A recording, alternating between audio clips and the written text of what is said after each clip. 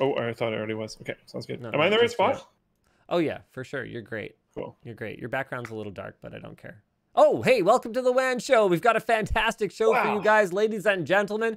And that's actually true. I feel like I say that every single time. No, not I feel like I say that. That is the standard intro for the show. But we've got a great show for you guys today. Luke, okay, the reason the name of the stream is Talk Me Down from the Wall is Samsung just announced their second generation The Wall MicroLED display, and it's like it was meant to be. The announcement hit my inbox literally the day that I was having my meetings with James and Jake planning out my home theater at the new place.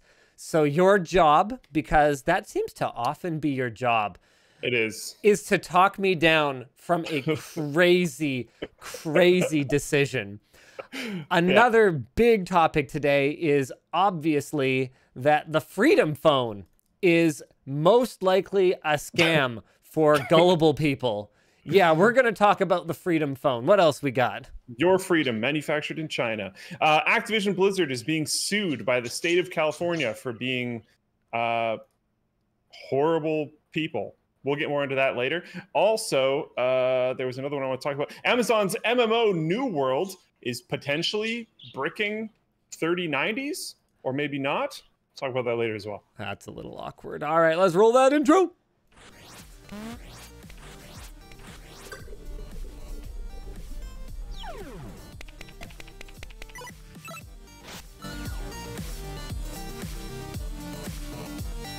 Oh, balls. Who sponsored the show today? The show is brought to you by Megapro, Redux, and Freshbooks. Man, we should develop products more often because we co-developed a screwdriver with Megapro. It's not even out yet, and they're already paying us back for all the development costs that we paid them for in sponsorships. It's amazing. We're going to end up developing the screwdriver for free. Seriously, that's awesome. Megapro, great products. Local company. They're in Port Kells. They're our neighbors. And we are going to do, you know what? Let's try something new. Let's do our headline topic second. So people who tune into the stream a little bit later, that's the first thing they're going to see. Why don't we talk through the situation with Activision Blizzard? You've done the prep on this topic. Yes. The 1,000-foot view, ladies and gentlemen, is that Activision Blizzard's alleged mistreatment of women and minorities, particularly women, in the workplace has now gotten to the point where they are being sued by the state of California. This is not like one complainant is like, they were mean to me. This is like, whoa. Hold on a second. Yeah, this is like super bad. All right. Super Talk bad. us through it, Luke. Blizzard over the last little while has been, Blizzard Activision in general has been in a pretty rough spot. It has been described by certain investors as a scheme to just give as massive of bonus checks as possible to Bobby Kotick. It's most of Blizzard's games have been in some form of decline. They're one of the only developers of a consistent online game that saw a massive decrease in players over the pandemic, which is crazy. I mean, we should revisit that point later and talk about what that means. Actually, I'm going to add that to the doc because that is a 30% how did you manage this? Correctly. Yeah, which is crazy. And like if you're running, if one of your main titles is an MMO and there was a pandemic where people had to stay inside for obscene amounts of time and you lost, if I remember correctly, this is not in my notes, I think it's like 30% of your player base. Like, what are you doing? Anyways, tons of their old guard employees have been quitting. And then now they're being sued by the state of California. I'm just going to go through my notes more specifically because there's a lot of them and I want to kind of fire through them. The video game company behind World of Warcraft and Candy Crush, that's the Activision King side of things, is being sued over allegations of its frat boy culture and treatment towards female employees. A 2-year investigation into the company revealed discrimination against women, specifically pregnant employees, sexual harassment, retaliation, and unequal pay. The company said it was cooperative with the agency in its investigation and that the DFEH, which is the agency looking into this, refused to inform them of certain allegations it had discovered in cases of misconduct in the past. Activision Blizzard Inc. said action was taken to address issues. This part, there's going to be a lot of these parts. I'm going to try to keep going through it, but there's quite a few of these things that drive me absolutely nuts. This is one of them. If you dive into it significantly more, the DFEH has brought up a lot of problems, and Blizzard has been taking action on them. And now that they are suing them, Blizzard's like, whoa, whoa, whoa, whoa, you didn't tell us that we did anything wrong. So ridiculous. Anyways, the company responded to the allegations. The company responded to the allegations by saying that the picture the agency painted was not the Blizzard workplace of today. A lot of their comments have been saying that this was stuff from the past. It cited new anti-harassment trainings, a confidential tip line for employees to report violations, and performance-based compensation as its efforts improve. But the plaintiffs said that the pervasive frat boy workplace culture continues to thrive. Women are subject. Some of this stuff is just like, to be clear, all alleged. Just all alleged. Can yes. I just we'll have to wait do a till little this bit goes of through. covering here? Yes. That's fair. Plaintiffs said in the office, women are subject to cube crawls, which already involves, sounds disgusting. Yes, which involves males drinking excessively, which I know this is a thing in some like modern Web 3.0 offices and stuff, but I've never understood it. Being able to drink at work is very weird to me. I don't drink, so maybe that's why, but it just seems really odd. But males would drink excessively as they crawled their way through various cubicles and engaged in inappropriate behavior towards the women. What? The investigation also found that male employees showed up to work hungover, played video games while delegating their responsibilities to female employees, and joked about rape and their sexual encounters. One male supervisor allegedly told a male subordinate to buy a prostitute to cure his bad mood. Former senior creative director for the company, Alex Afrasiabi, I hope I said that right. He has an NPC in game, by the way, that people have been running up to in the last couple of days and spitting on, which is highly entertaining. The department said that he was permitted to engage in blatant sexual harassment with little to no repercussions. That included hitting on female employees, telling them he wanted to marry them, putting his arms around them to the point where other male employees had to pull him off of other fellow female employees. All this, again, allegedly, but we'll see where this goes. The company also fired back at state allegations that its toxic culture even drove one female employee to suicide while on a business trip due to a sexual relationship that she had been having with her male superior, according to the suit. At a holiday party before her death, the woman's male coworkers allegedly passed around a photo of her vagina, according to the suit. Following her death, police reportedly found that her unnamed male supervisor, that again she was on the business trip with where she killed herself, had brought a butt plug and lubricant on the business trip. Blizzard has said that they are sickened by the reprehensible conduct of the DFEH to drag into the complaint. Oh, hold on a second. Are you sure? No, I think that's a typo. I'm sure that the statement was, we are sickened by the reprehensible conduct of our employees. Nope. That's what it said, right? Nope. Are you sure? Yep. Because it seems like that's probably what the statement should say, right? Yes. Okay, well, here, why don't you try this again? Read the real statement this time, Luke. We are sickened by the reprehensible conduct of the DFEH. No, hold on a second. The DFEH, those are the ones that are trying to fix the culture there and make it a safe place to work. Yep. Okay, so can you please try one more time to actually get the statement right? Thanks, Luke. We are sickened by the reprehensible conduct of the DFEH to drag into the complaint the tragic suicide of an employee whose passing has no bearing whatsoever on this case and with no regard to her grieving family. Did they really just play that card? Did what I think happened just happen? It's just absolutely infuriating. Like, oh man, it would be fantastic if this was brought to court and everything was all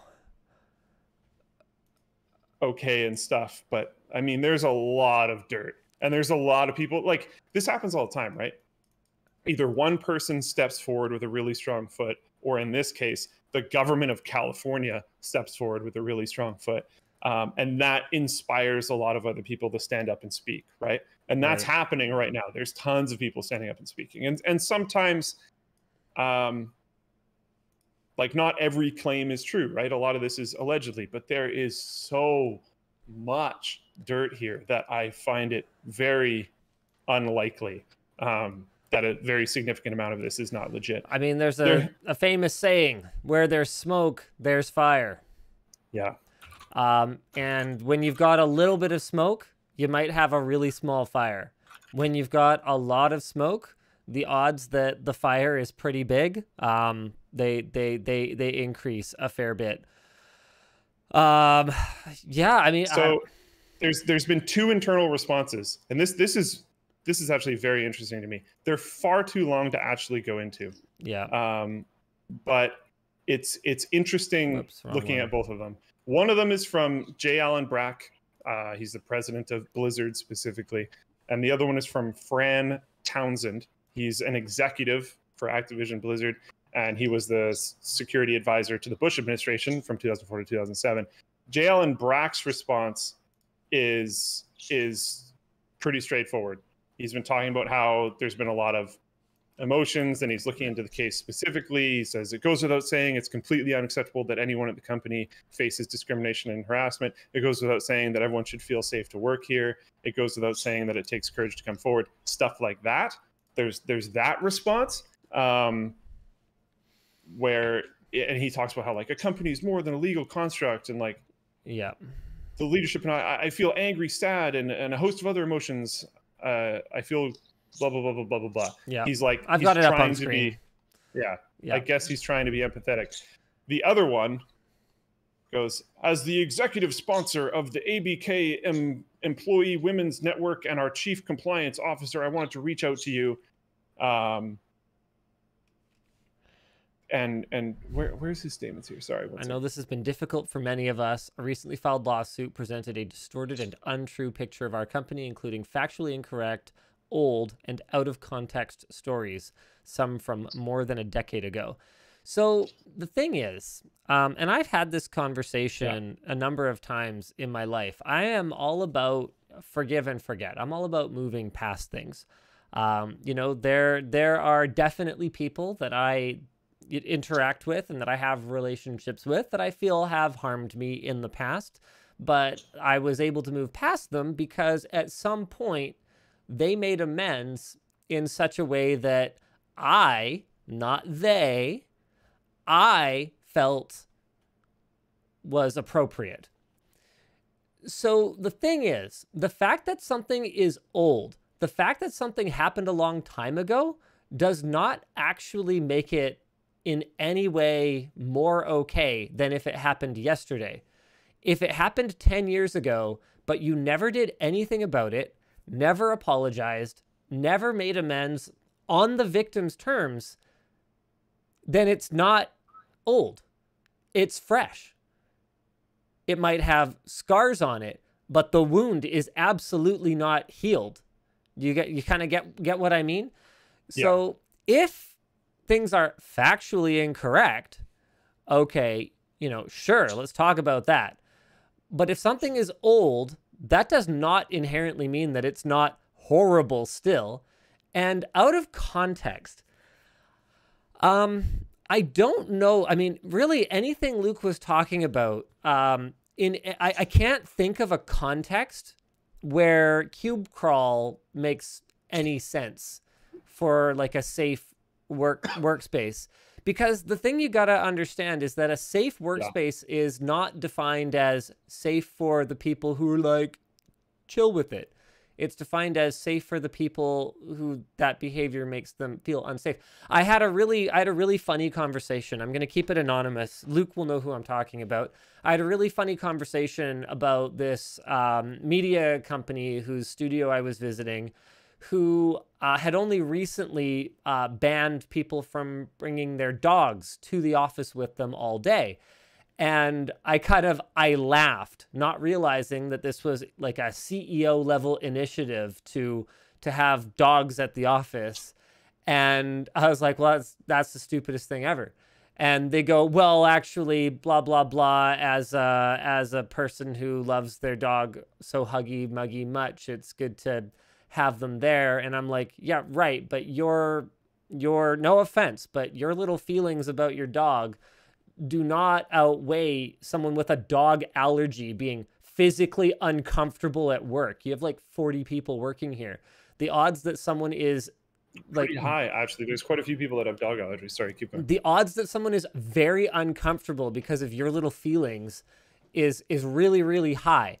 So if your little feelings are that it's okay to drink and be rowdy and inappropriate at work, which, let's face it, is what often happens when people drink too much, then that does not override someone else saying, well, no, your behavior makes me feel unsafe. And I don't know. I guess I'm about to kind of get on a bit of a soapbox here, but I just don't buy the excuse I was drunk. You know, and take this for what it's worth. Take this for a completely ignorant speech from someone who doesn't drink. I don't. But to me, I was drunk is not an excuse, because at some point you were sober.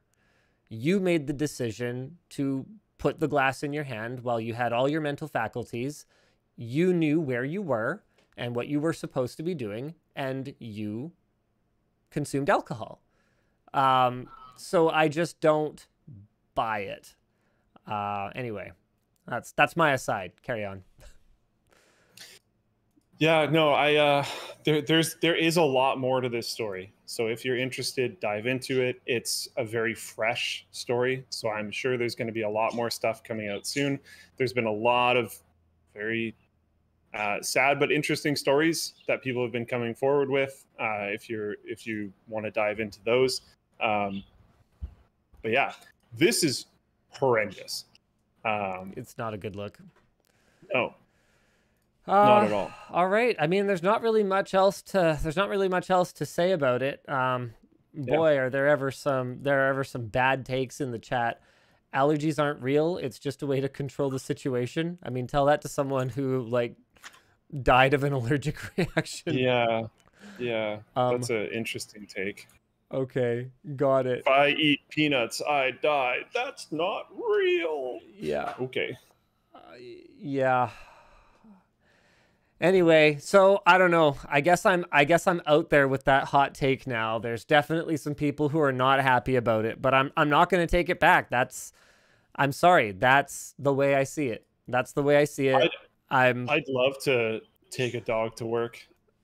It doesn't mean that I should be able to. I would love to have an office cat. You know why we don't have an office cat? Allergies. Well, yeah, that, and I don't think I could rely on people to keep the door closed, and I've lost enough cats from people leaving the door open, and I just don't think I could take it. But yes, also allergies. And it's like, I would love to have a cat, and as CEO, if I deemed there to be a cat in the office, I would get a lot of support. There's a lot of people who would love to have an office cat. And B, I could just do it. But that would make me a so I don't have an office cat. I keep my cat at home. All right. So why don't we move on to the next big topic, which is a much happier one. Actually, I mean, let's just do a quick, actionable here. So if you work in the games industry and you're someone who's like, I'm chill, I'm a good one, just see what you can do to kind of step it up one notch. Don't just be silent. If you're silent, you're an enabler. Thanks. That's about it. All right, let's move on to a happier topic. Luke. Yes. It feels to me like it was meant to be. And it wasn't. Okay, can you just wait at least a little bit? I have to get ahead of this. Sorry. No, I need you to wait a little bit because I need to at least get through the topic here. Okay. Right as I was in the thick of planning my home theater setup for my new home, Samsung sent out a press release that they have officially launched the second generation the wall micro LED display. All right. It's got improved colors. It's got improved contrast. It's got a thinner design. The LEDs are now up to 40% smaller. I don't know what up to 40% smaller means, because they're either 40% smaller or they're not, unless they're talking about the subpixels, in which case, I don't know, an average might be a more accurate way of representing it. It's got a new AI processor. It goes up to 8K resolution, and get this, okay? One of the big reasons why the wall hadn't tempted me at all was that it only reached 60 hertz max. So Sony's crystal LED could do up to 120 hertz, but I believe only at 1080p. Don't quote me on that. It might have been able to do it at 4K. LG's micro LED was, if I recall correctly, limited to 60 hertz, and Samsung's was also limited to 60 hertz. So can you tell me, honestly speaking, that it is not divine intervention that right as I am planning my home theater, Samsung releases a 120 hertz display? You know what? No, I think it is divine intervention, because intervention. I think they're trying to teach you restraint.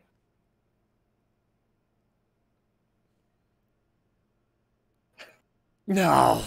Yeah. No, that can't be it. You've got all this other stuff going on. You don't need the wall. Okay, so as part of my research, about the wall, because you can't make a decision. I mean, apparently Luke can. He's no. You easily can. How boring is that? How much does it cost? You can't.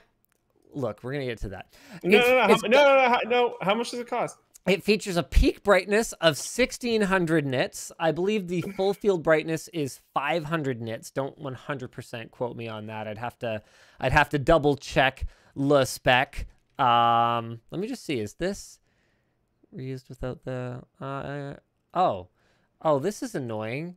I have a sales presentation. I have a deck for it, but unfortunately it's labeled strictly confidential. So I guess I'll just have to read off of it. Where's the speeds and feeds? Here we go. Okay, so the consumer luxury living version of it, it's not the business version, it's the consumer one, will do 2000 nits peak brightness and 400 nit full field. Okay, so that's really cool. That's really impressive. We can't make a decision unless we have all the information. And the installation document actually does not appear to have the same strictly confidential thing on it. So I'm going to go ahead and pop this up. So this, my friends, this is the wall. I'm just going to, what'd I do? What did I move? Did I move? I'm moving me around. Dang it. Now when I switch scenes, it's going to... Oh, I hate that. Okay, whatever. We're going to try and get it about right. Oh, that's not right. Well, okay. I'm sorry. The suspense must be killing you guys, because... Someone in Floatplane chat said taking Linus talking over Luke to a new level. Okay, look. Look, Hagrid. Okay. Oh, that's funny. All right. Display capture. Let's just move that a little bit. Okay, here we go. The wall. Okay, so this is the IW008R pre-installation guide. First, let's take a quick looky-loo at how big this puppy is. Okay, so Luke, can you say, honestly speaking, that nobody needs a TV that's anywhere from 146 inches to 292 inches? Can you honestly say that? Yeah. As a lover of technology, can you say that nobody needs a TV that size? You used the word need. I did. No one needs that. No, they don't. Well, Broham74YT says you need the wall, Linus. How much is it, Linus? There's a lot of people asking me how much it costs, but I really feel someone in Floatplane chat said, I want some, in quotes, I want something new and shiny, and then in quotes, why are you trying to spend money on anything new / premium? Most predictable WAN show topic ever. Okay, you maybe got us a little bit there, but this is not quite the case, because if he wanted a big baller TV, I wouldn't necessarily be that against it. This is a little bit above and beyond, because there's a price issue that he's avoiding. Okay, so let's talk about some of the hidden costs of the wall. Okay. So honestly speaking, for the size of the room that it's going in, I would not be able to go any bigger than the 146-inch the wall. For those of you who are not familiar, the wall is a micro LED display. So what that means is that it's got all the benefits of OLED. That is, that it is a directly emissive display technology. You've got these little LEDs embedded on a black background that emit light. So there's no backlight and color filter, kind of like you would have on, or like a light filter, like you'd have on an LCD. This is not to be confused with a mini LED or LED TV. Both of those just use LED backlights on an LCD. And it drives me crazy that those TVs got marketed as LED TVs, because they never were. They had LEDs in them because they didn't use fluorescence for the backlight, but they were not LED TVs because LED TVs, well, not as TVs, but LED displays already existed in places like digital signage in Vegas or whatever. So those mega bright displays that are, shockingly high resolution, all things considered, those are direct emissive LED displays. But LED TVs didn't actually exist. Well, now they do. That is, if you're willing to pay the premium for them. So they've got the benefits of OLED, which is near perfect blacks, because it's just a black background with no light coming out of it. You can turn off the pixels individually, but theoretically, without some of the drawbacks of OLED. So OLED, because of the organic component of the organic LED, OLEDs tend to degrade at a faster rate than regular LEDs. That's not to say that LEDs don't reduce in brightness over time. They do, and you can run into sort of burn-in-like issues with them, but the expectation is that micro-LED technology will not suffer from this to the same degree as OLED. Another thing that's unique about micro-LED is that the displays are assembled from modular panels. So let me just have a look if there's anything in the installation guide. Ah, yes, here you go. So this is the non-confidentially marked thing that I can show you. So this is what the grid for a 4K, so that is a 4x4 the wall, would look like installed on the wall. So each of these modules is about, what is it? Something by 960 or something like that. What's the exact resolution here? 960 by 540. So that is a quarter of 1080p. So because 4K is 2x2 of like 1080p displays, because these are half of 1080p, it would be a 4x4 the wall. It's got support for HDR10+, Luke. Okay. Another benefit of micro-LED is near instantaneous pixel response time. So with an LCD, you have to actually wait for the film to transition from one state to another. With OLED, that's one of the reasons gaming on OLED is so great. You don't have to wait. It's near instantaneous. We did a great video talking about this with the LG C10. Was it the C10 or the C1? I can't remember. It doesn't matter. They're both amazing displays, where we used it as a desktop, like kind of gaming display, gaming monitor, and did a pursuit camera test where we're like, wow, this thing really is near instantaneous. It makes LCDs look like caveman technology. So micro LED should theoretically be in the same boat.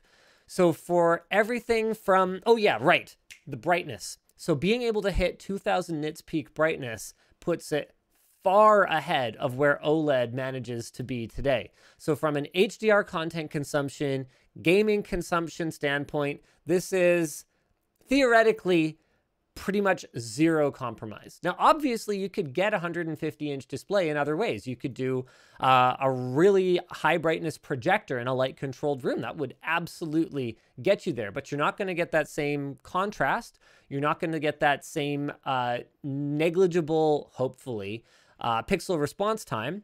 And what I don't know is what the input latency of a display like this looks like, but I would hope it would be very similar to Samsung's regular TVs, because what it looks like, based on this part of the installation deck right here, is that this just uses a very similar sort of brain to what Samsung's existing smart TVs already would.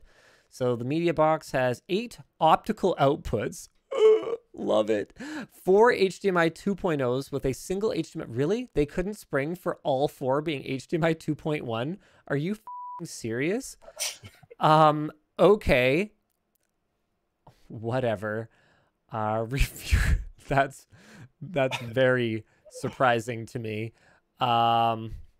Anyway, what else we got here? Oh yeah, okay. So this is cool. Here's the little deck for how it goes together. So you got your M box that goes out to a 1 connect. Anyway, the point is, my hope is that it would behave very similarly to their TVs, and you'd get kind of that negligible input latency on it as well. How much is it, Linus? Now let's talk about the hidden cost. Okay. Here is a sample drawing of what a 4x4 the wall would look like in terms of power requirements. For each 8 module section or like hemisphere of the display, you would need a 20 amp 110 volt circuit. So that's really good to know.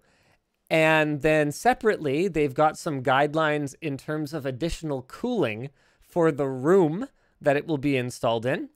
Samsung recommends for the 4K screen size that you add 9,281 BTU of additional air conditioning to account for the 2,700 watt hour heat load.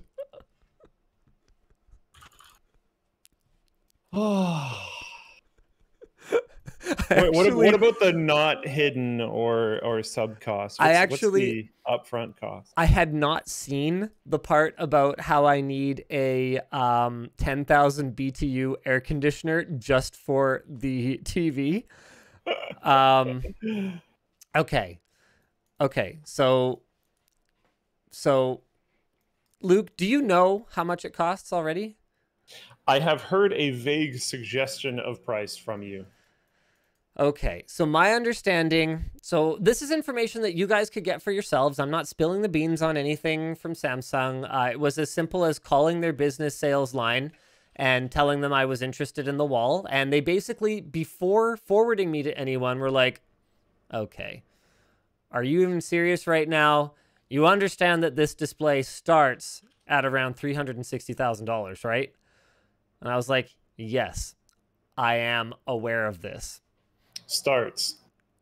Yes. But how much would your configuration cost? Hold on. No, there's good news, Luke, because my configuration, due to the size constraints of my wall, would limit me to the smallest the wall. Okay. Mythos in Floatplane chat says that is 3 tons of additional HVAC. Okay, so according to Floatplane chat, I have basically gone mad.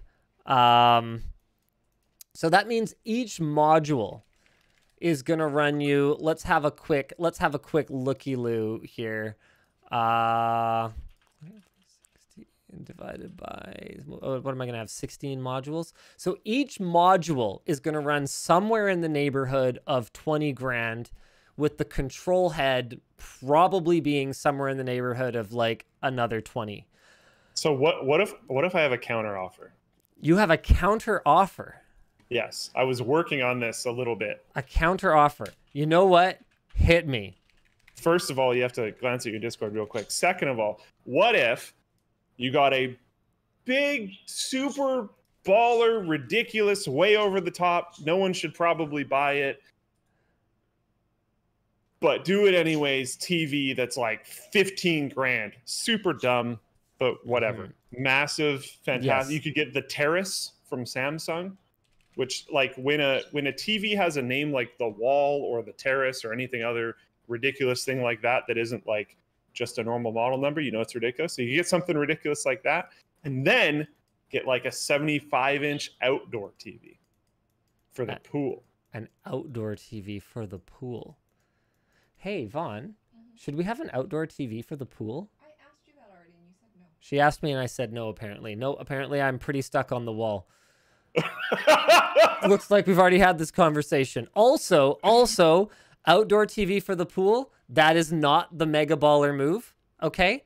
Because you can actually get floating projector screens, and that is the mega baller move. Put the movie right in the pool. But what if someone moves? Yeah, That doesn't sound mega baller. Yeah, no, that sounds kind of stupid. Yeah. Okay. All right. Okay. So does buying the wall. Yeah. To be fair. Yeah, it does sound kind of stupid. Okay. Can I now counter your counter? Okay. What if it's content? What if I could milk this thing so hard for multiple videos? Like, what if every new major game release, I could be like, playing Crysis 2 Remastered, can it run Crysis, whatever, on 150-inch TV, and I could turn this into those YouTube views. What if I could milk it? Are you going to release even 10 videos? Luke, what choice would I have? You'd have to, because you just bought a, what, $360,000 TV? Sorry, what'd you say? Did you say it was 360 grand? That is apparently where it starts. Yes. And you would buy the starting one? Oh, well, I mean, I think so, yeah, because it starts at, and then it just goes bigger. Yeah, I literally could not put the 5K the wall in there. That's it. Okay. Yeah, because what I had heard previously was $1 million. So no, this is a lot cheaper. $1 million would be for a much larger configuration of it. Yeah. How much is that AC setup going to cost? Man. Just in upfront. Adding more capacity to your AC is honestly not a huge deal compared to like just installing AC. Like all the ductwork and all the contractor labor and blah, like just getting a higher cap HVAC unit is water cooling my much. $360,000 TV. That is such a video, man. Someone just said that in the Flowflake chat. Oh my gosh. It's genius. I mean, that's a 3-4 part video right there. I mean, okay, I will give you, if you can get enough content out of it, and it obviously has to be a ton, then sure, because to a certain degree, that's a business investment, and you could write that off, couldn't you? No, not really. It's tough. I might be able to write off a portion of it.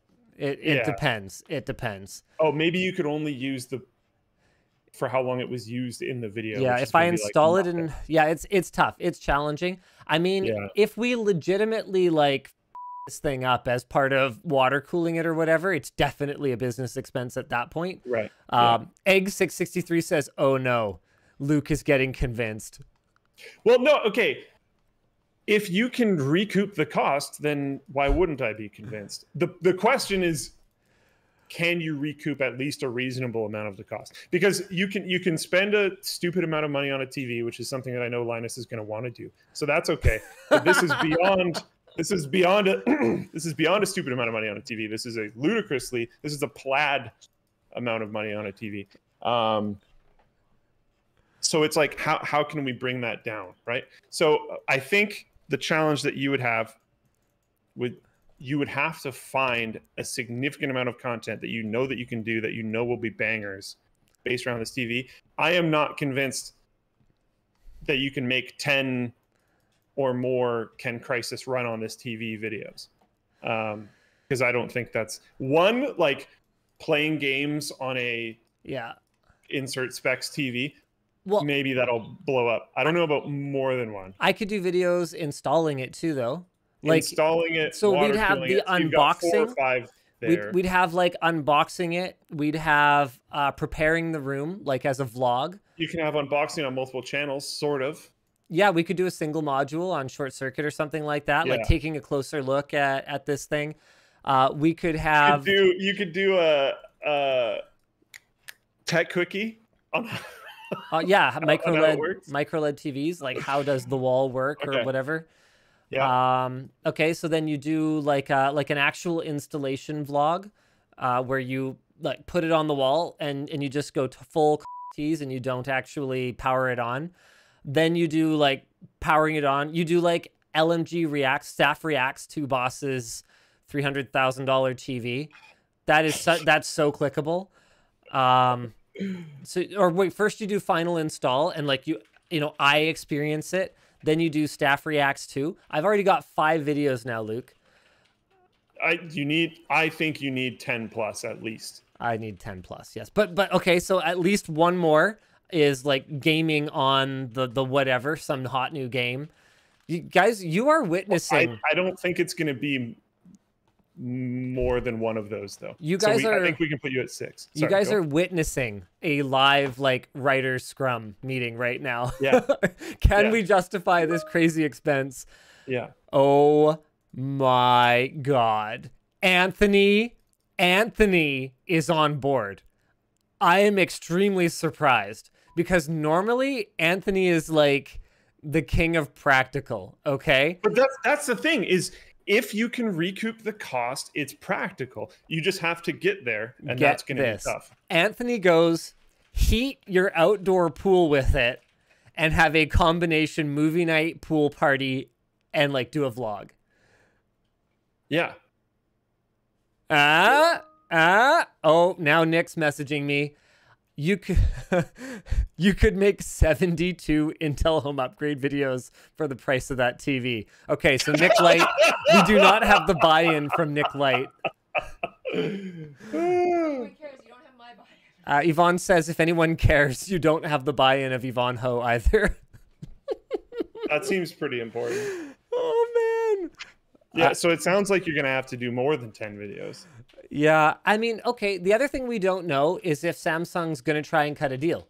If they're going to be like, okay, in hopes that Linus makes some videos about this thing, and in hopes that it ends up looking like a reasonable product, we'll cut him a deal on it. That there's a chance of that. You never know. Crazier influencer deals have definitely been cut. Okay, Anthony has sent a clarification. I didn't say I was on board. I'm just saying you need content, LMAO. So Anthony's not saying he's on board. He's just saying he accepts that this ship has sailed and I'm buying at the wall. I don't think the ship has sailed. You don't think so? You can't buy it. Why not? Because Yvonne would have to buy it. Oh, she'd buy it. She'd buy it if I was like, please. She'd buy it. Hey, Vaughn, would you buy it if I was like, she's making a face right now. But she didn't say no. She didn't say no. Because you gotta convince her with content. Yeah. If she didn't say no, that's a pretty good first step, right? A channel super fun video? She's making a breaking face. My boss's $360,000 TV. Nice. No, that's actually not nice. Huge views. Baraboo Live says no one is on board. Brandon Westfall says collab with Amaranth, have her stream in your pool, then project the stream on the wall. I don't know. I don't think that's a video. No. Oh man. Oh man. It's a stream, technically. Okay, to be clear, hold on a second. I don't want that out of context. Scatakar says, didn't Blizzard say something technically didn't say no? Okay, this is my wife and me making a stupid purchase. That is not the same thing at all. That is not the same thing. Yeah. Okay, sell your pool water to recoup the cost. Wall gamer pool water. Oh man, Iceberg says you buy the wall then sell the gold Xbox controller. Actually, I think we are well underway to selling the gold Xbox controller. We had an interested buyer reach out. We quoted them a price, and I think the plan right now is for them to buy it and come pick it up. I believe, Vaughn, have we sold the gold controller? I'm not sure. Okay, she says she's not sure, but Colton is apparently working on it. Wow. Yeah, and I think that like there's the potential to not. Okay, so it's a big upfront cost, but what about, when Samsung releases the next generation one of the things, I have a call with someone technical there, I think on Monday. One of the things that I wanted to ask is, hey, I mean, is this thing, it's modular, sure, in terms of you can have it this shape or this size or this size, but is it modular in terms of forward and backward compatibility? My understanding is that Sony's crystal LEDs, you can take your old LED display wall, MicroLED wall, and you can put the new controller head on it. Maybe that means you can add new functionality to it. So could there be follow-up videos where we just put a new controller head on it? Now all of a sudden, does it do 240 hertz or does it do Dolby Vision or whatever? I don't know, right? And buying those modules would definitely not make any sense. No, but we could sell the existing modules. So we're into it, for the investment in this ongoing content, but to continually upgrade it might end up not being as cost prohibitive as buying it in the first place was. Navy Cobra, all right? Navy Cobra and Floatplane. This is a paying customer, okay? Floatplane customer. Please get the wall. And then just milk the content and videos from it. But okay, that's what we're trying to do though. But we haven't even reached 10 videos, and 10 videos I think would be like a really rough minimum.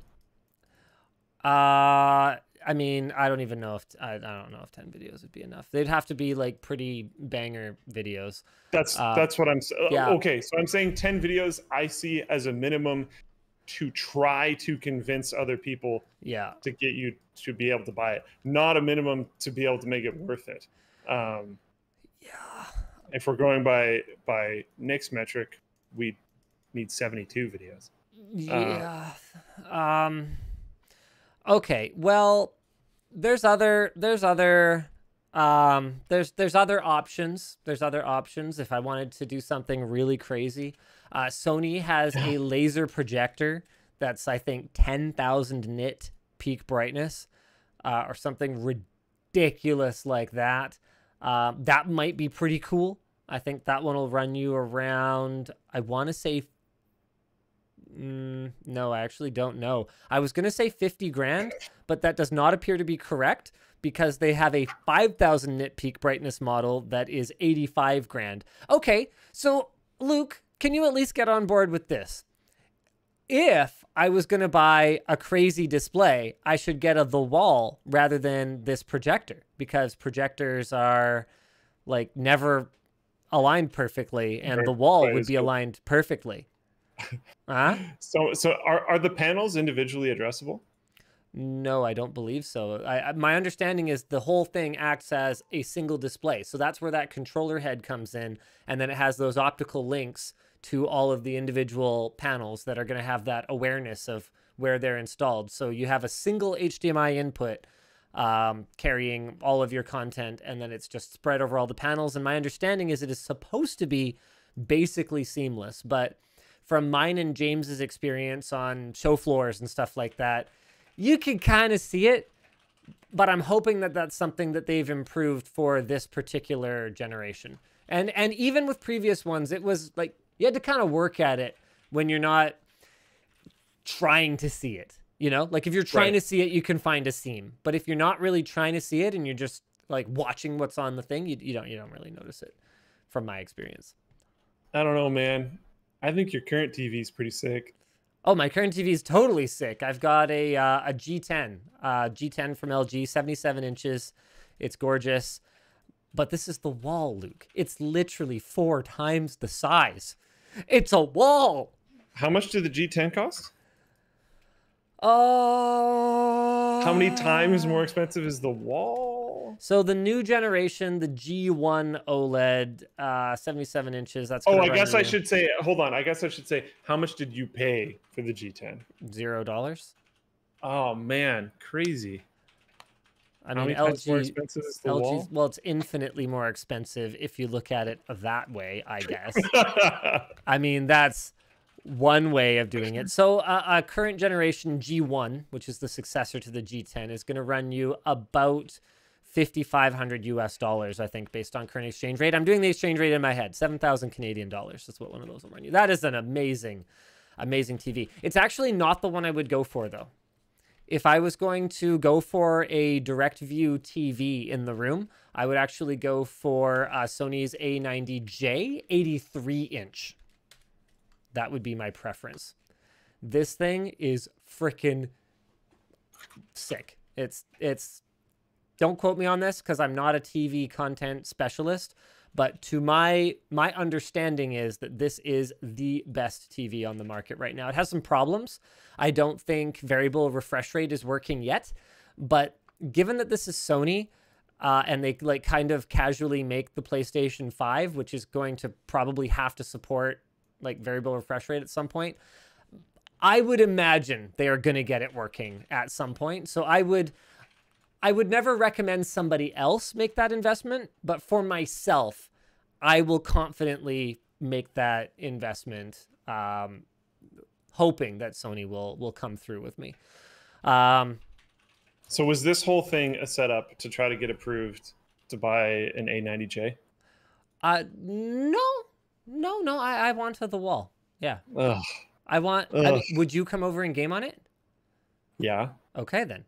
Mario Kart split screen with everyone having their own 75-inch TV.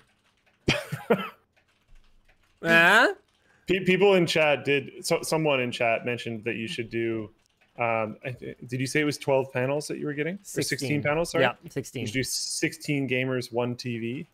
16 gamers, 1 TV. That's pretty funny. Yeah, we could probably find a way. How the heck would we do that? I have no idea from the software side of things.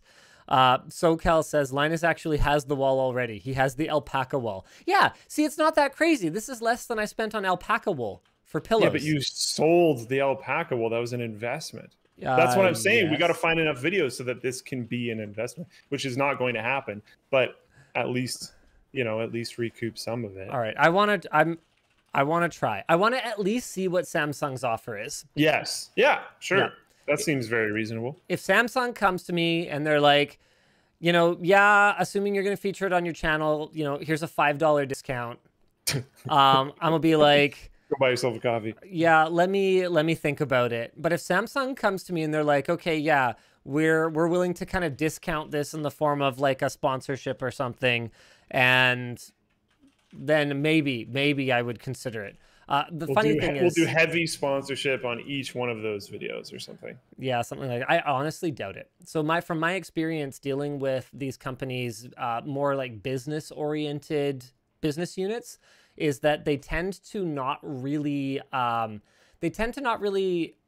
keep up with marketing and exposure trends as fast as the consumer divisions do. So there tends to be kind of this assumption that a customer for the wall doesn't watch Linus Tech Tips and therefore would not gain any awareness or purchase intent from watching Linus Tech Tips, which is always that might even be true. But the thing is, the people that engage with that customer do. And a lot of like, if I can add some insight here, which I'm sure Linus is going to go into anyways, a lot of people making those decisions will look to their friends and family for input. And if the tech person that knows that person is like, holy crap, I saw this really cool The Wall thing. If you want to make this store, business, shop, whatever, really pop, mansion, yacht, whatever.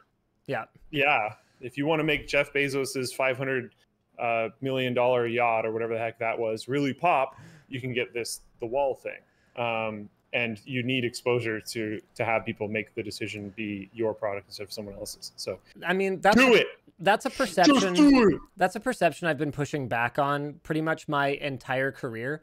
I remember a particular enterprise processor maker sending me this bewildered email over how many inquiries they got based on exposure on our channel. And I was like, yeah, you know what? The CEO of whatever probably doesn't watch our videos. But he does, like he might, but I guarantee you that the entire like tech staff and their IT staff does. And so where do you think sales reps, where do you think recommendations to CEOs come from? From their technical advisors. So it's one of those things where, we'll see if they think it's a good idea to work with us on it. We'll see if it works out for them. I mean, it could be the single worst investment they ever made. I don't know. Probably not though. I seriously doubt it. Deaxis Prime says, do they offer 6-month interest-free financing? Oh boy. I guess I hope so. I mean, oh boy. All right. Before I spend this money, though, it's probably a good idea for me to try to make some, you know. That segue. Prove to the team I've still got it. Oh no, I got signed out of Google Docs right in the middle of the show again. How unusual. Okay, let's see how quickly I can sign in. That's one. Wait, can you put the lower thing up? I can pick one of them while you put the lower thing up. Hit me. Tell me which one you put up. Pulseway. Pulseway, that's not one of them. Oh crap, did I not put the right lower thirds in the thing? Yeah, it's Megapro, Build Redux, and Freshbooks. Well, there's your problem. Okay, we're going with Megapro first. Boom. Thanks to Megapro for sponsoring today's WAN show. They just announced their new 24-in-1 precision screwdriver, designed specifically for those working with electronics, technology, security, jewelry, and any other repairs in a micro-style environment. It comes with 24 of the most popular precision bit tips, all conveniently stored in the Megapro patented retractable bit cartridge. Its palm saver cap allows for fluid rotation of the end, allowing you to seamlessly tighten and loosen screws with a single hand. And if you get really good at that, you can get really fast. It's very cool. Raised rubber grips provide even further control and comfort, maximizing speed and efficiency on any project that you tackle. Pre-orders are open, so click the link below and grab your precision screwdriver today. Yeah, Megapro. It's good shiz, ladies and gentlemen. The show is also brought to you by FreshBooks. FreshBooks is built for you, the small business owner, and actually for your clients as well. It's an invoicing and accounting solution that they say saves the average user 46 hours a month, helps them get paid up to 18 days faster, and increases their ROI by 11 times. I actually don't know what that last point means. What does increases their ROI by 11 times? The point is, if you save your time, you will get more return. So I guess that's what they're trying to say. These are huge benefits for freelancers and for small business owners who don't want to waste time on invoicing, accounting, and payment processing, because newsflash, that is not the work that you are being paid by your clients to do. That is just necessary, busy work that you have to do to get paid for the things you were paid to do. Over 3,000 business owners have rated it an average of 4.5 out of 5 stars on GetApp. It is super easy to get up and running, and with their award-winning support, you are never alone. So try FreshBooks for free for 30 days, no credit card required, by going to freshbooks.com/WAN. Don't forget to enter WAN in the How Did You Hear About Us section. The show is also brought to you by Redux. That's right. Redux is the PC builder that is trying to bring PC gaming to the masses. Their parts do not have a price markup compared to if you just bought them yourself on some retailer, and they charge just $75 as a fee to build your PC. That $75 includes not just them assembling the PC for you, but also a 2-year warranty on parts and labor. So you just select your budget, pick what games you play and how you want them to perform, and then let them build your PC. You can customize anything that's going inside the machine based on the games that you actually want to play. So don't wait. Start your build today at buildredux.com/Linus. And it's kind of an open secret that Redux is closely affiliated with the Digital Storm folks. So basically, they've been doing this a long time and they know what they're doing. This is not just some random fly-by-night budget PC builder. I would have very high expectations of my Redux PC. Do you want to talk about, oh, no, actually, so the thing that I had actually wanted to talk about, the money I had needed to make, was in new product launches on LTTstore.com. That's right, we've got actually a ton of new stuff this week. We've got a new shirt design from the one and only Sarah Butt. I think this thing looks absolutely sick. It's like a retro pixel art inspired graphics card design. So it's kind of light blue, dark blue, and purple. We did not go with the kind of retro-y looking LTT logo on the back. I just thought it was kind of a bit much, but yep, super cool design. We've also got new colors of the Do Not Drop t-shirt. So apparently the GPU shirt is next week. That's not live yet. I was gonna say, I don't see it. Okay, so the products we're launching this week are Linus plushies. That's right. Bearded or not bearded, get your Linus plushies here. Hello, I'm Linus. I'm Linus too. What do you mean Linus too? You mean Linus because there's another one behind us. Yep. Complete with socks and sandals, LTT stealth hoodie. What's that? What's the brand of jeans I wear, hun? Urban Star jeans. We didn't actually put any branding on it. We were going to have a lanyard, but it ended up looking like just a loose thread coming out the side. So we ended up doing away with the lanyard. And we almost did a toque, like a beanie, but it ended up looking like a yarmulke. And it's not inherently problematic, except that I'm not Jewish. So it would have been kind of like, why is he wearing that? So yeah, we've got a spiky hair, non-bearded one. Oh yeah, we've got earrings though. We did put the earrings in there. And then we have a non-spiky hair bearded model. So we'll see. I have a feeling I know which one's going to sell better. Everyone's always more into the beard, but yep, those are definitely available now on LTTstore.com. If you're asking who was asking for this, the answer is a surprising number of people. Your very own Linus, $24.99. So they're pretty affordable priced considering you get your very own Linus. So that's cool. Oh yeah, and do not drop other colors. There you go. So we now have them in green, orange, and purple. So those are $19.99. Don't forget that we've got mystery shirts. Those have been extremely popular over the last little bit. And look at this color selector. Is this the new color selector, Luke? No, this isn't the new one, I don't think. No, never mind. Luke's team is working on a new color selector that is better than this one. This is the old kind of lame one. Okay, so there it is, the Linus plushie. Oh yeah, okay, here you go. I want a holographic Linus at my house so I can see him every day. Not gonna lie, PewDiePie 2021. Well, it's not a hologram, but now you can have your very own Linus at your house in cute plush form with your choice of beard or no beard to match your favorite version of the Tech Tips man. So we've got beard and no beard. Sweet. Lloyd worked very hard on these. I think he did an absolutely outstanding job. They're pretty awesome. Caricaturizing me in plushie form. Yeah. These are not stuffed with alpaca, by the way, just so you guys know. These are... I'm offended. At $24.99, that was not going to be a thing. We figured this is more of like a novelty kind of fun item. And because no one's going to be actually like lying on it, it doesn't need to be stuffed with alpaca wool, but it still feels pretty darn good, this one. All right. I feel like you guys should have had like a limited version. Like a limited run? Well, who's to say there isn't one? Actually, there isn't one, I don't think. No, these are it. These are the two. So enjoy, ladies and gentlemen. Please buy lots of them because I have to get a MicroLED TV. So yes, move fast. Thank you. All right, why don't we jump into our next topic here? Or do you want to talk a little bit more about the 30% decrease in WoW players over the course of the pandemic? Like, we can. It's I guess there's not really much to say other than I don't have a lot of Get notes for it, but it's WoW? funny. Yeah. Wow, Yeah. I can't believe they did that. Okay, fine. Let's There's talk about other something else stuff like their newest expansion. It took them 9 months to add a patch to it. So like the content that was in the game, there was no more for 9 months, which is absurd. Given that you're paying a subscription fee, that's kind of rough. Yeah, and then you paid for the expansion, and you pay a subscription fee, right? Yeah. There's also like Blizzard in general lost 29% of its active overall player base in 3 years.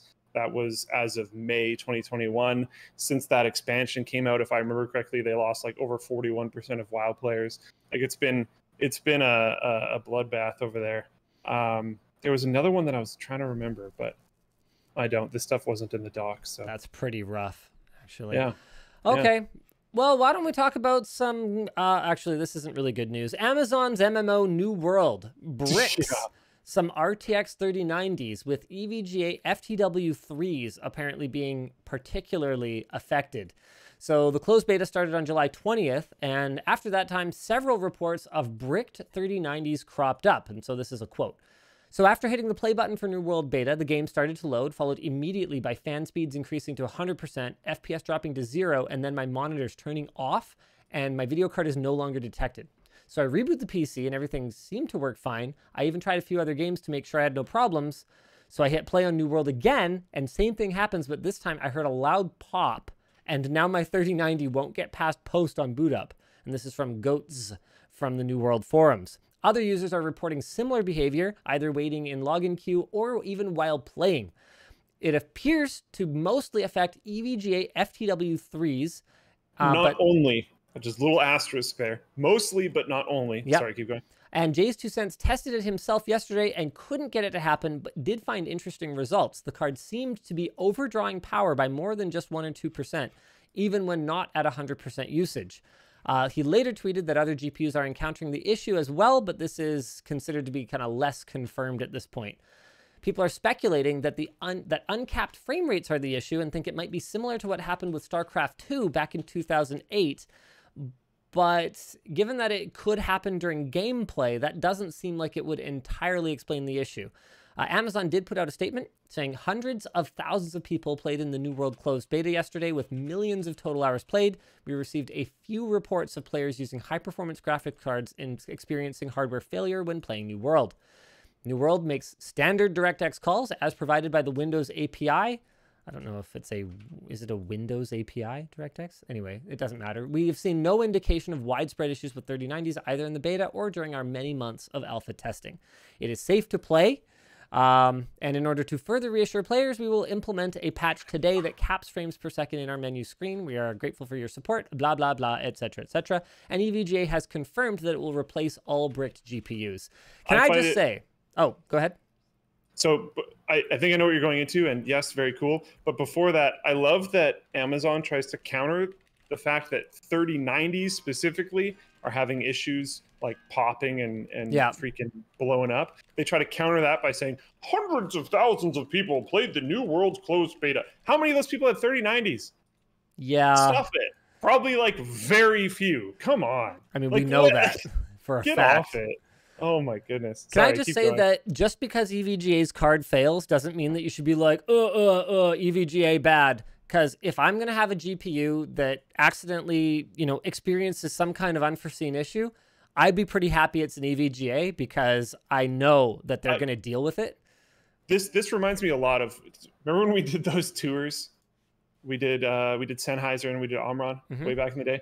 Both companies really wanted to hide their failed production. Yeah. And we were like, no, this is cool. This shows that you have like a good system in place to not ship failed products. You have standards.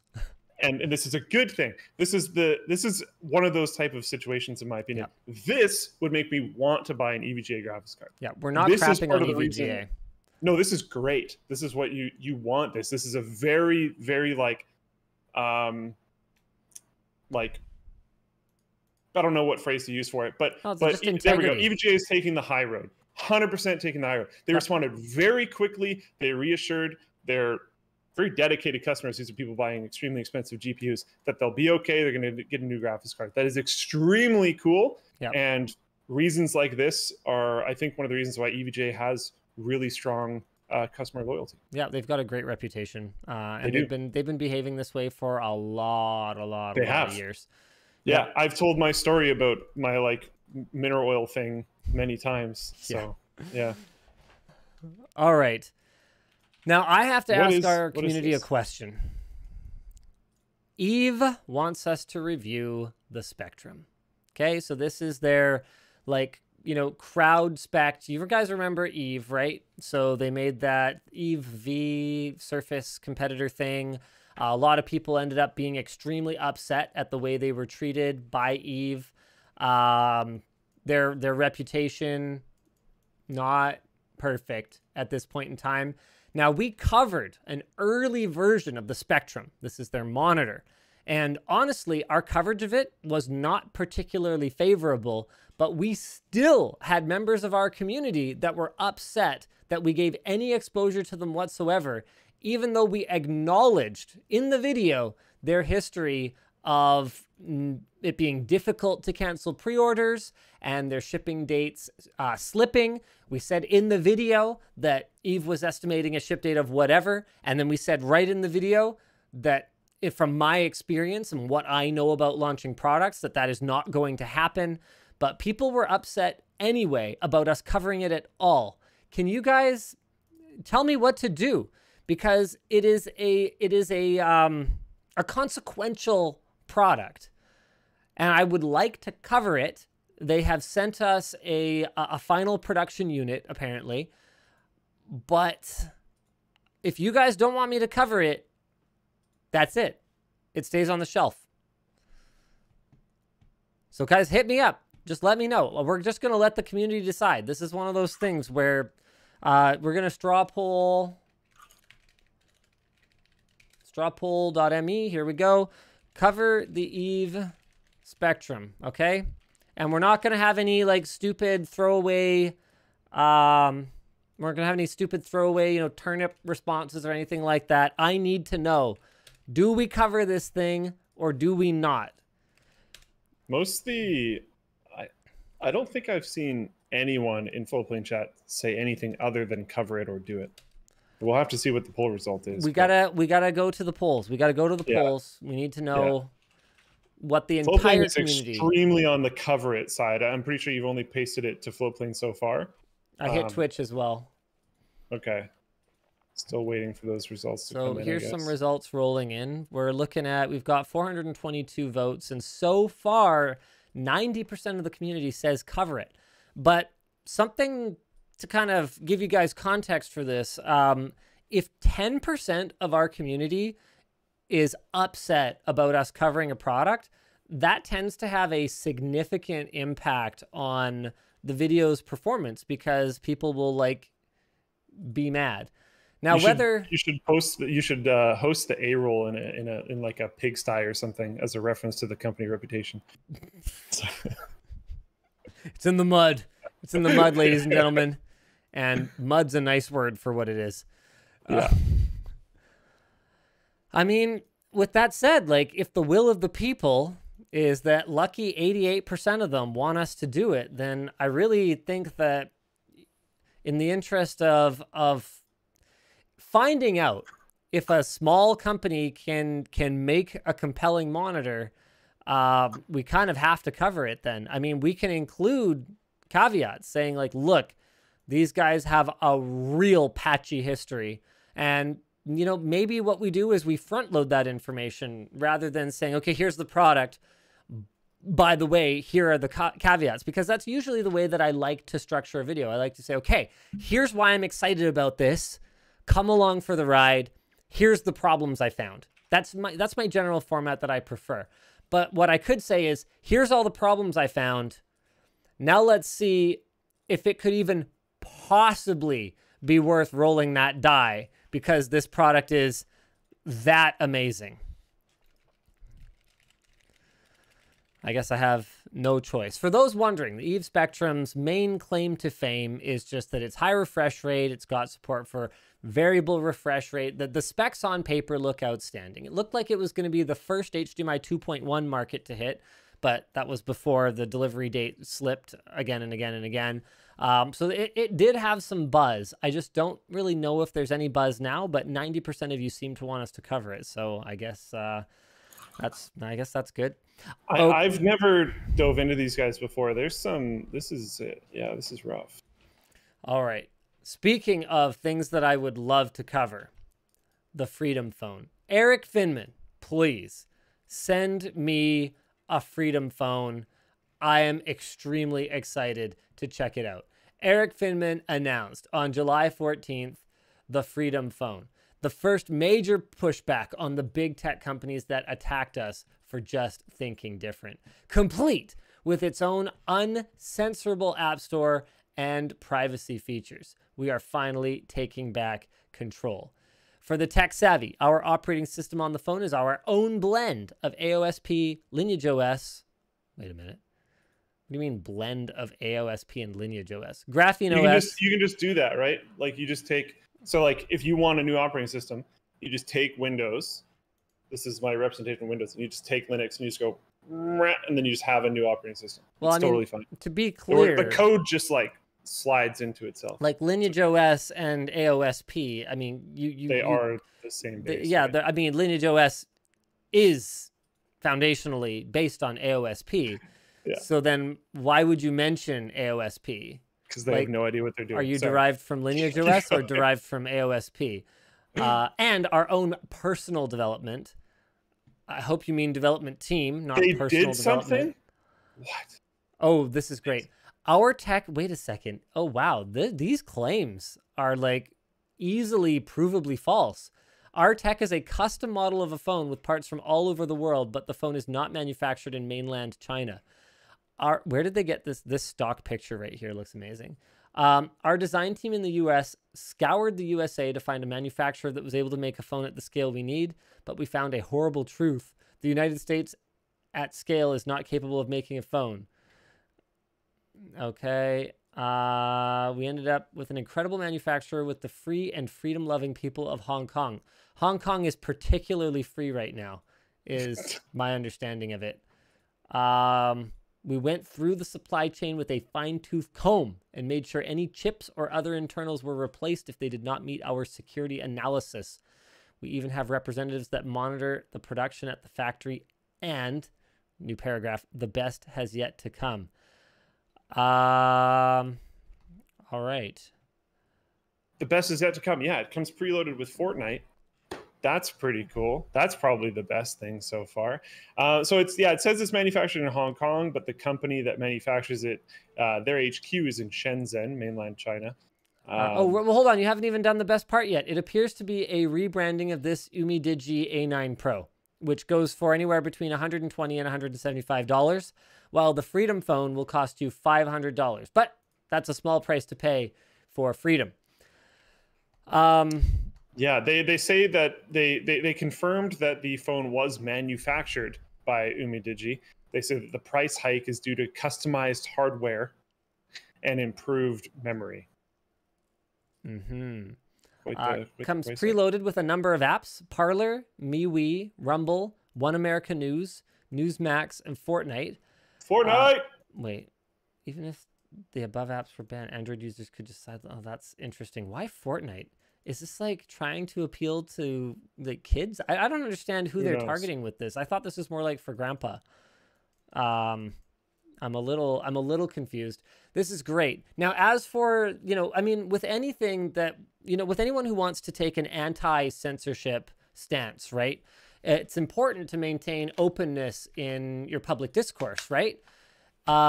Interestingly, the transparency of Eric Finman here does not appear to be 100%. Already, this is a great initial reply. Mark had a legitimate question. Where does child porn stand in this? If a couple, or dare I say, thousands of child abusers use this phone to share explicit child pornography, will there be any protection? Or still uncensored? And you blocked him. That's suspicious. It's almost like they have done absolutely nothing other than slightly tweak an Android skin and upcharge an UMIDIGI. To be clear, UMIDIGI, I've seen some devices from them that are like pretty solid, but it's certainly not. It's not Chinese. Let's just say that much. So they've slightly tweaked an Android installer. And then they have increased the price of an UMIDIGI phone over the base price on AliExpress. And pre-installed apps are pretty valuable. What if you don't know how to install applications? And then they've taken subsidies from some app makers to, well, okay, I can't guarantee they did that. Or not. Because I'm not really very familiar with these apps, but I think some of them might be off the App Store legitimately. So they might have. I was making a joke, but it might actually be a value add to have some of these apps pre-installed, because I guarantee you there's people that wouldn't know how to or wouldn't want to sideload an app. Yeah. All right. Cool.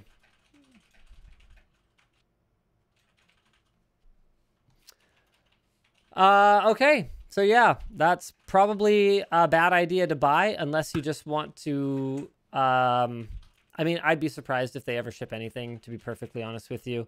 But if they do ship something, it's probably a bad idea to buy, because you could just you just sideload the apps if that's what you wanted. Get some other phone and put Lineage OS on it and install whatever Rumble is. I have no idea. Jeff Bezos sort of went to space. Sort of. not an astronaut. That's been clarified. The richest person on the planet, Jeff Bezos, briefly went to the boundary of space on Tuesday, accompanied by his brother Mark Bezos, 82-year-old pilot Wally Funk, and 18-year-old Oliver Damon, who was Blue Origin's first paying customer and whose father, an investor, purchased his ticket. The paid passenger who was originally meant to be on the flight was an anonymous bidder who had pledged $28 million for the place in the first flight, but couldn't go due to scheduling conflict. That's got to be one heck of a scheduling conflict. No kidding, right? There's some other information about the flight and stuff. Basically, his spaceship looks extremely phallic. When he landed, and he took off with a cowboy hat. He took off from Texas. Epic. When he lands, first of all, he has this amazing evil laugh moment. Which is just fantastic. Is he trying to be real life Dr. Evil? One of my things when I watched the evil laugh clip, personally, I think he was just trying to come off really manly, and he was trying to keep his laugh bassy.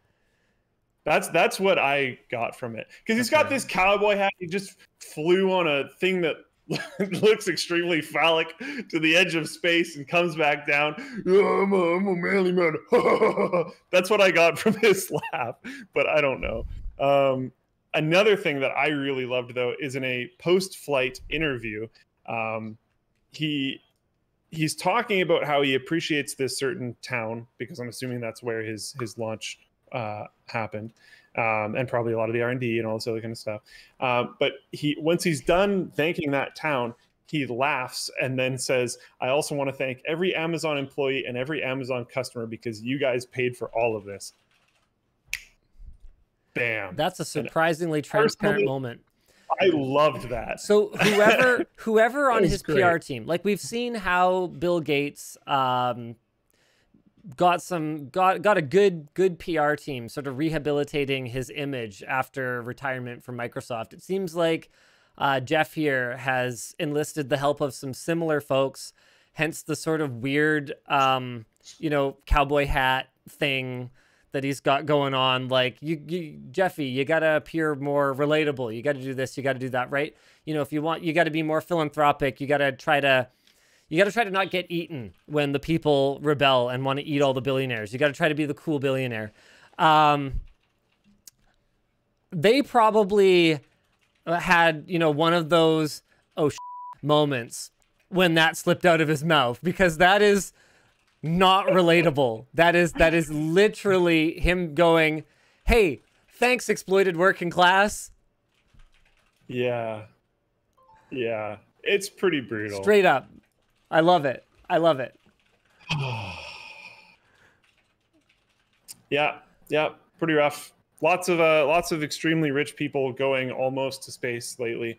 It will be a lot more interesting to me once we have people like a massive increase of people landing on Mars, potentially building long-standing structures there, and landing on the moon and potentially building long-standing structures there, and then hopefully Mars as well. But just flirting with the edge of space is not particularly interesting to me.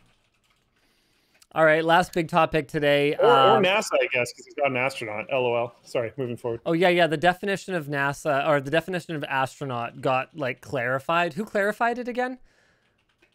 I thought... Was it NASA? I don't know. I don't have notes. Give me a second. Some authority basically came out and was like, yeah, tourists who go to space are not astronauts. I was like, okay, yeah, that's fair enough. MediaTek. So Nvidia demoed a MediaTek ARM CPU running games with an RTX 3060 with ray tracing and DLSS enabled. That is pretty cool. They ran Wolfenstein Youngblood and The Bistro on a MediaTek Compagno 1200 ARM processor. It's the FAA. Sorry. FAA, thanks. It's many years out, but it is pretty amazing to see that running today. NVIDIA said the performance and energy efficiency of ARM CPUs with NVIDIA technology will open an entirely new class of PCs. Well, sort of. I mean, that class of PCs already exists. It's called the Nintendo Switch, which is just a locked down PC.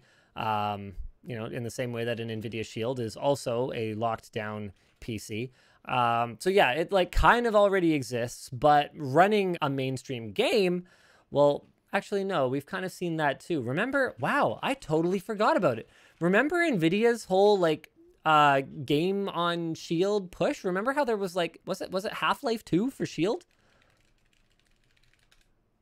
I completely forgot about this. This is from 2014. Nvidia had a whole thing where they were pushing game developers to port their games to run natively on Shield. Okay, so this is not new. It's not news. It's just new that it's like happening again, and probably happening for real this time, because ARM has got a lot more momentum outside of portable handheld devices than it did 7 years ago. Cool. Another... Oh, and Alex said, my thoughts, although this is awesome, the IDTech engine seems to be incredibly flexible, so they could be as much to thank for this as Nvidia and MediaTek, because they're amazing. So yeah, that's very fair. Good job, id. As a bonus piece of news, AMD, not AMD, this was done by an individual, if I recall correctly. Yeah, computer scientist Rene Rebe, patched the Linux kernel to bring support for the RX 6700 XT on a RISC-V CPU from Sci5. Apparently, it only took about 10 hours of coding to get it to work.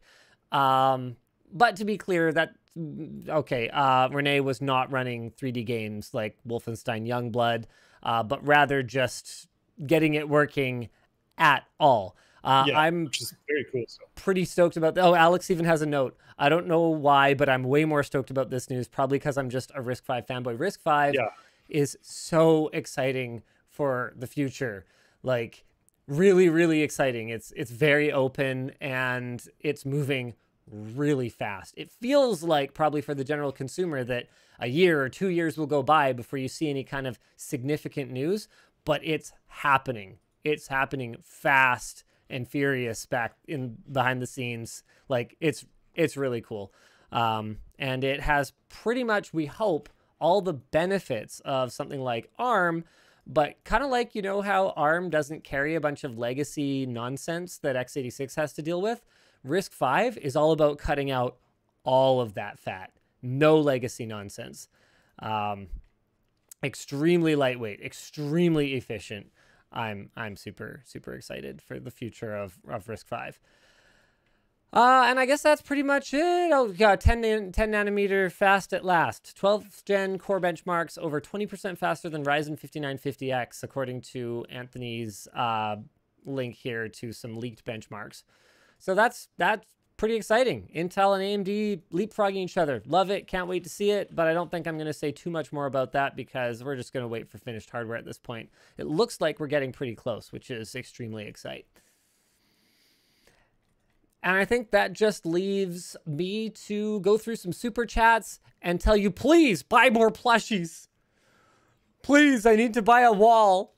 Okay, I don't actually need a wall. You paid for this. That's going to be the opening line of that video. Thank you to all LMG employees and all LMG viewers.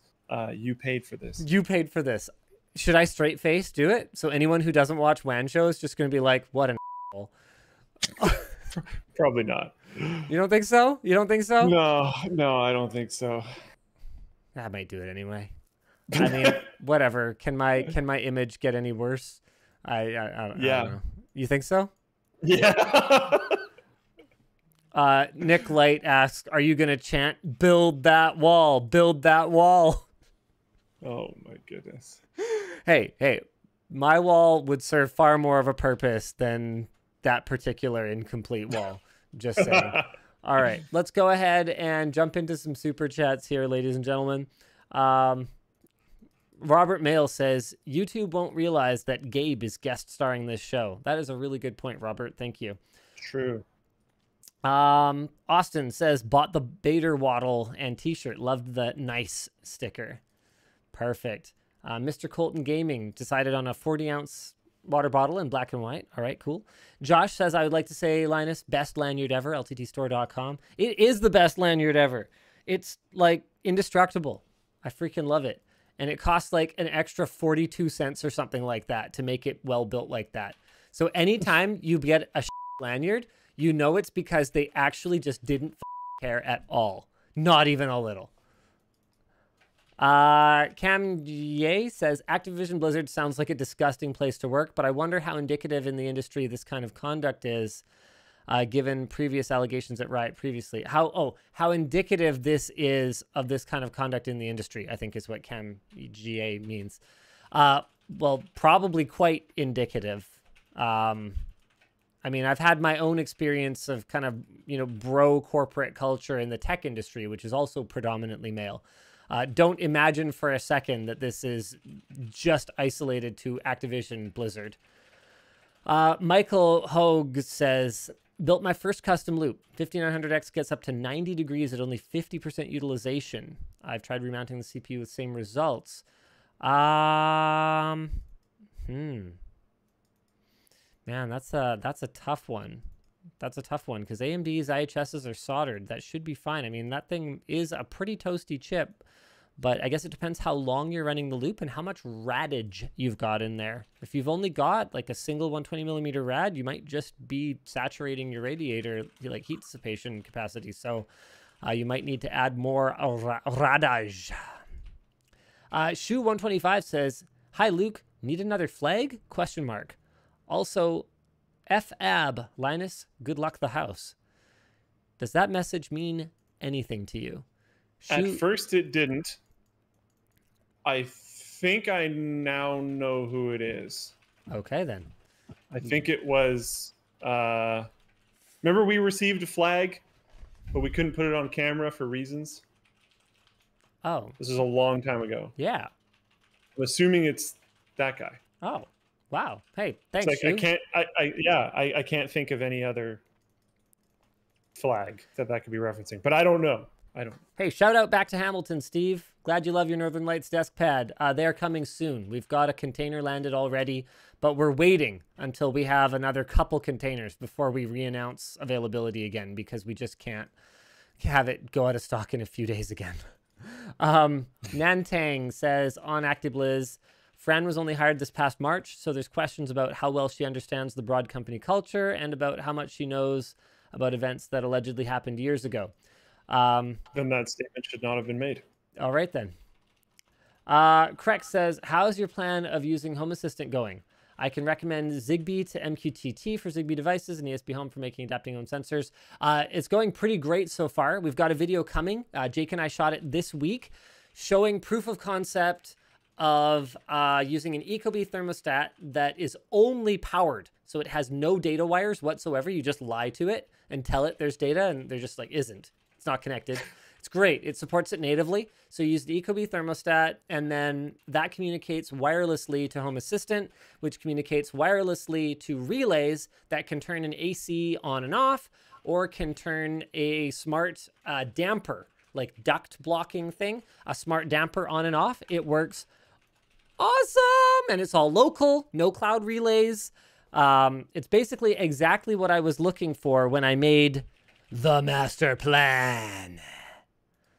Do you know about the master plan, Luke? I don't think so. Okay, this is the master plan, and it's kind of, I don't know, it's kind of frustrating to me because I asked how to build the master plan, and I got a lot of suggestions for other plans. But that's not what I wanted. What I wanted was the master plan, and what I needed was, okay, what are these pieces I need? I need a thermostat with these functions. I need a smart valve. Oh, yeah, I've seen this. A smart damper for airflow control that communicates wirelessly. Like, what I've ended up with here, it's just really funny because I had a lot of people suggest to me what I want to do, and it's like, in some cases, extremely stupid and convoluted and expensive or whatever. And in other cases, it's basically them telling me to do what I already know I'm doing and already, in some cases, said I was doing. And like, I really appreciate people trying to help, but it's like, no, I know what I want to do. I just need to know what are the actual hardware pieces to plug in so that I can test it. I noticed something with the plan. Oh, what'd you notice with the plan? There's no the wall. Well, the wall's not part of the heating and oh, well, yes, we're going to need more cooling for the wall, yes. But what there is, okay, is there's a room here, and there's going to be multiple rooms, okay, and they're all going to have smart valves for flow control, and they're all going to have cool air on a smart damper, okay? So we're gonna cool the wall. Cool the wall. Cool the wall. All right. Josh says, why are we countering the counter? Just buy it. Hey, thanks, Josh. The villain in this game says $1,000 HDMI cable on $360,000 TV when. You know what? I'm going to use a $20 HDMI cable because I'm like that. Okay? Audio. Sorry. Oh, man. Yes. It's like a whole nother topic, so maybe we don't go in this. But what if you're buying a $360,000 TV? What are you doing for audio? I'm actually going to stay relatively reasonable for audio is my plan. The room is only about, what is it, like 20 foot by 30 foot, Vaughn? Something like that. So it's not an enormous space for a home theater room. And the thing is that once you get past a certain point with audio equipment, you're paying more for room filling sound, right? So if I'm in a room that is actually a very reasonable size, I literally just would not get any benefit out of $20,000 tower speakers, you know? Like I would be just as well served by a really nice bookshelf. Now I'm probably going to want tower speakers just because I think a couple of bookshelves next to a 146-inch TV would actually just look really stupid. But I don't think I'm going to go with crazy towers. James is the one working on speccing all of that stuff out. So hopefully he'll get me set up with like a quality amp and quality speakers without going really, really, really dumb. Christian Roman says, get the VPL GTZ 380 from Sony. It supports 4K 120 hertz and it's a projector. So let's have a look here. Here's a pro Sony projector. Yeah, this is the one. This is the 10,000 lumen one. I forget how much this thing costs, but it is not cheap. 10K lumens. I think there's we've got a, here it is. We're totally done. There's something. Yeah, I don't know. Epson has some pretty crazy stuff as well. They have a 30,000 lumen projector. Like, what? It's over $100,000. But hey, that's still cheap compared to the wall. So, I don't know. Davidian says, save your money on the wall and make a gold Steam Deck. Gold Steam Deck. I'm like, kind of down. Oh my goodness. Gold Steam Deck. If someone buys the gold controller, then I'm super down to just take that money and make a Steam Deck with it. Like, and then we'll just keep making gold stuff with the same gold. You could just ask the person who bought the gold controller if they're interested in a gold Steam Deck. Yeah. Yeah. If we have a customer like already ready to go for it, then whatever. Kinestic asks, I'm not sure exactly how bad the housing market in Canada is, but wouldn't the wall cost about as much as a small apartment in a rural town? Or a Tesla for each of your kids? I mean, if you go rural enough, you might be able to get an apartment for the price of the wall. But you can't watch your apartment. Not in BC, I don't think. Alfredo asks, what would Gabe say about buying the wall? I mean, I don't know if Gabe would really have any thoughts about the wall, to be perfectly honest. No, Gabe would definitely buy a wall. You think Gabe would be into the wall? Oh, because Gabe just wouldn't manage his money very well.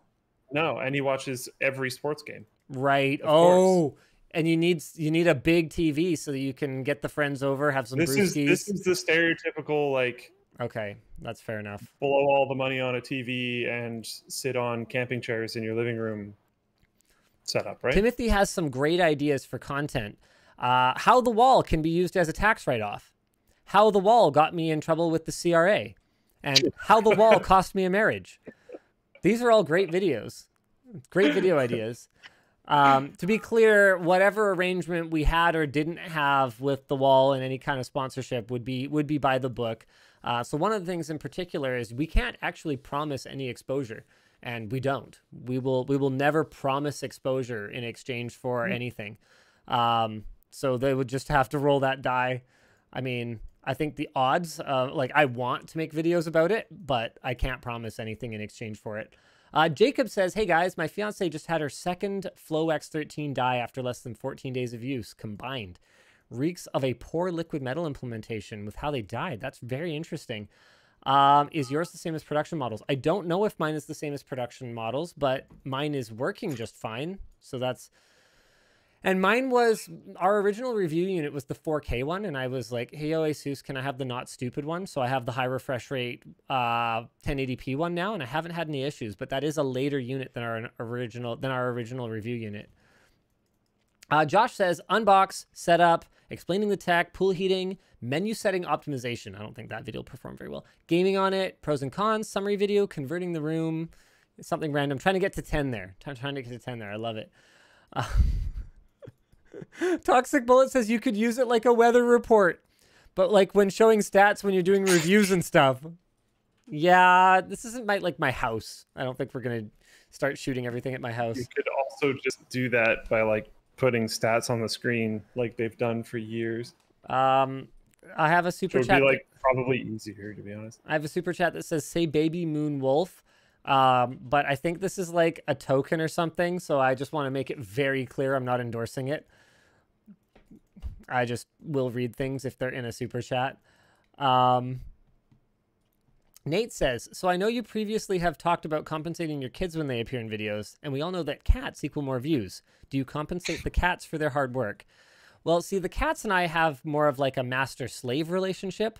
I give them room and board and food, and they do whatever I want for free, except they didn't get the memo, and they just do whatever they want and don't give a shit what I want. So I kind of feel like I don't really have to pay them anyway. So that's kind of where I'm at with the relationship with my cat. Cats just, they don't give a so love it. So I don't have to pay them because they don't do what I want them to do. Jacques says, seen someone mention Airbnb the room to recoup some cost. Airbnb the room, like let people rent the wall room. I don't know if I want just like random people. No, you'd have to have a crazy like agreement in case they damage it or something. Mr. Yodabomb says, I want to buy one of these plushies, but as a grown male, I feel the need to get a girlfriend first to avoid an awkward conversation with my family. Yeah. Nah, it should be fine. Should be fine. It's clearly just a little cute plushie. I think you're good. JS2K says, here's some cash for the wall and to buy an LTT alpaca farm. Yeah, well. Oh, man. Robotech, I can get an Envy with an i7 10700 and a 1660 for $750. Should I get an Index? I wouldn't go Index with a 1660 graphics card. I would say prioritize your 2D gaming experience first. And maybe wait a little bit because GPU prices are still falling. So it's also been a long time since like there's rumors of the Index too, isn't there? I mean, there's always rumors of things, so yeah. Yeah, but like I don't know. I'd focus on the PC, like Linus said, and then hold out on VR. Oh man, I just got a question about server rack. Jake sent me a sick looking server rack. Here it is. They're asking which one I use. I just use a basic one from iStar USA, if I recall correctly, at the office. And it's fine. It hasn't collapsed, which is pretty much all I need it to do. But check out this thing. The acoustic cab. Okay? It's got acoustic lining in it. And it's got like this like ducting thing that you can hook up to it. Why are these pictures so bad? Jake sent me better pictures. Oh, here we go. Here we go. It's available in different sizes. This would be freaking awesome. So this is what I kind of want to put in the mechanical room now. And then we just duct in cooling, or I guess heat removal we could use it for. So thermostatically controlled rear fan blowers, maintain sufficient airflow, require level thermal dissipation, blah, blah, blah. Seems super cool. So that's one option. What's their name? Jake. Blah, blah, blah, blah. Where is it? There's also... These guys have some really cool stuff. Rack Solutions. We're potentially going to use something from them. I don't know. Jake's doing all the research for that, so I'd have to get back to you on that one. Jumlee, did you and Yvonne end up going with a pair of gorgeous sliding glass doors? We are not sure yet. Not sure. I think we're leaning towards... We're not sure what we're doing with the door situation in the theater room because there's some debate as to how important it is that the rear speakers be directly behind the prime viewing location. I would like them there. Yvonne would like a larger door. So we will see how that goes. I mean, if you get the wall, I think it's going to be a little difficult to get both. RTD Slayer says, hey, Linus, thoughts on the Activision Blizzard stuff going on? I don't know if you talked about it already. We did, and it's bad.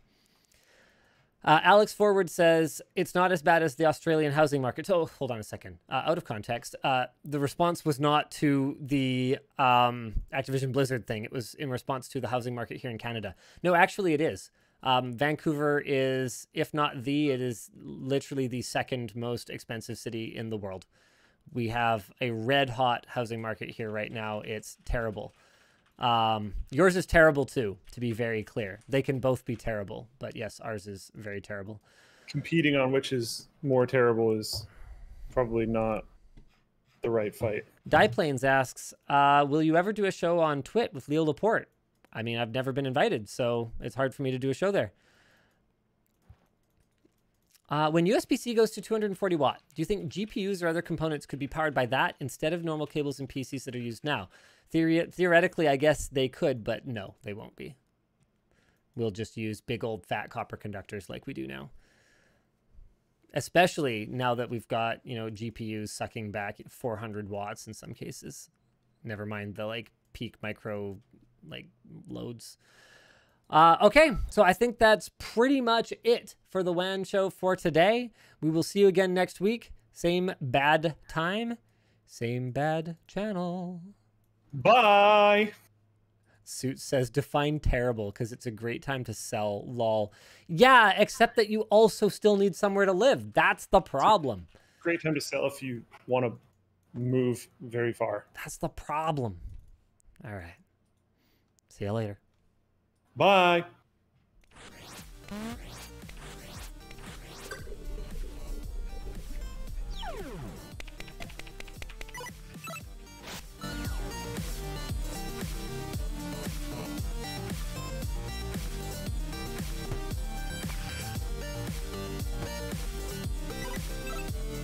Shout out to Cold Bud 3.